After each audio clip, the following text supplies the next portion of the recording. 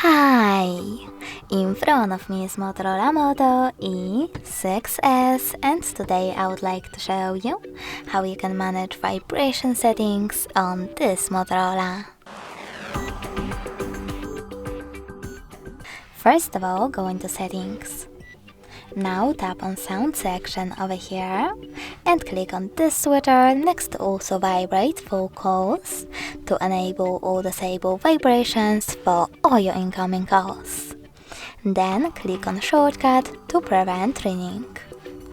Over here you need to click on press power and volume up buttons together and tap on vibrate from the list. Then click on the back button. Lastly, scroll all the way down, choose Advanced and scroll down again.